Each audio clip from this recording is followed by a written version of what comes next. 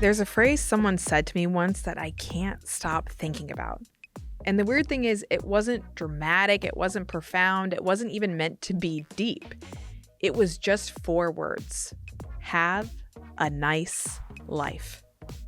A few years ago, my husband, Jake, and I were traveling in our Airstream trailer. We parked at this campground in South Fork, Colorado, and our neighbors were this really sweet older couple who had traveled the world together. They were having an evening fire and asked if we wanted to join them. Jake and I pulled up our camping chairs and we just talked for hours. We talked about places we'd traveled, RV life. They gave us marriage advice, which we gladly took. If anyone can give marriage advice, it's a couple married 30 plus years living in a van and using a bucket as a toilet. It was some of the deepest conversations I've ever had with people I just met. And it was one of those rare conversations that had no fluff and so much substance. The next morning, we were heading to Durango. So it was the only time we would probably talk with this couple. As we said goodbye to them, the husband said, "You kids have a nice life." And I felt this small pang in my chest. Why did that farewell bother me so much? It was such a final statement. Have a nice life. After I sat with it for a bit, I realized that I rarely treat moments like that as fleeting. If we meet someone on the road, there was always an exchange with something like, "Here's my email. Follow us on Instagram and keep in touch. Oh, you're going to California this winter? So are we. Maybe we'll see you there." But truthfully, rarely did we ever see you there. Usually that moment was it. Every goodbye wasn't truly a goodbye. It was an until next time. So we spoke those words purely for comfort, not for truth. The reality is a next time is never guaranteed. But the comfort in saying next time makes it easier to move on because there's a chance the story isn't over. Sure, I'd love to go to your daughter's bat mitzvah across the country during the holidays, or I'm so glad you invited me to your Civil War reenactment. We'll be there. And then a few months before, something comes up and you can't attend. The idea of impermanence is something we should get more comfortable with. I know I'm working on this myself, even though it's naturally an uncomfortable feeling.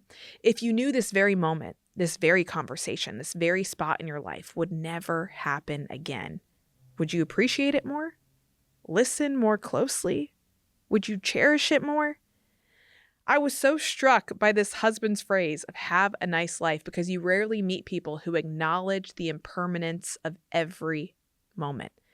In a digital age, it's so easy to grab an email or follow along, so there's never a true goodbye or closure. Since then, I've put in an effort to make this idea of impermanence more of a focus in my life. Impermanence isn't a sad thing. In fact, it's the opposite. It's a reminder that all we have is now, so we might as well just enjoy it. Would you show up differently if you knew every moment was fleeting? Would those cups that you want to fill look different? I once visited a Japanese tea house. It was in Illinois, not Japan, so the story isn't as cool as it might seem. But when you had tea there, the staff taught you about Japanese tea traditions. After they finish their tea, they take time to look at the foam shape at the bottom of their cup. It was like this green matcha tea, because they know that this will be the only time that foam will make that exact shape.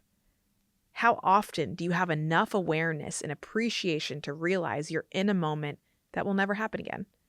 Or in the words from Andy Bernard from The Office, I wish there was a way to know you're in the good old days before you've actually left them. I used to joke that if I was going to write a memoir, it would be called Hurry Up and Relax, because I usually try to sprint through my day or moments to get to, quote, the good part, where I can finally, quote, relax. Instead, when it's finally time to relax, my body is sitting, but my brain is still running, which isn't an ideal combination for recharging. And I realize I'm just sprinting with no idea of how to slow down. Sometimes relaxing isn't the reward, it's the work itself. And maybe the extraordinary things that happen in our life depend on what we choose to notice. When I go on walks solo, I've got my earphones in and I try to get in my steps for the day. I'm tracking them, like, how am I doing? But when I go on walks with my kids who have the pace of a turtle, they stop every few feet and notice everything. Wow, Mom, look at how this flower is growing through the sidewalk cracks. Look at that bird sitting on the power line looking at us. I hear an airplane. Let's lay on the sidewalk and watch it fly over us. My kids teach me to notice ordinary things and make them extraordinary. So look at the foam in the bottom of your teacup. Pull over at lookout points. Set up unapologetic boundaries and put space between what happens in your life and your reaction to it. I'm absolutely terrible at this, and it's probably the thing I actively work on the most. A friend of mine, John Acuff, once posted a 3-word mantra about parenting that has since echoed in my head millions of times. Don't miss it. Don't miss it. Don't focus so much on creating a good life that you forget to have a good day. Impermanence isn't sad. It's a reminder that this conversation, this season, this version of you won't happen again in this exact way. And instead of rushing past it, maybe the invitation is to notice it, to savor it, to stop constantly asking what's next, just long enough to say, this matters. So wherever you are right now, maybe today isn't about making a big move. Maybe it's just about showing up fully. Because one day, someone will say, have a nice life. And you'll want to know you actually lived it. Thanks for listening to Making It with Jess Ekstrom. Make sure you're subscribed and leave a review if you're enjoying it. See you next time.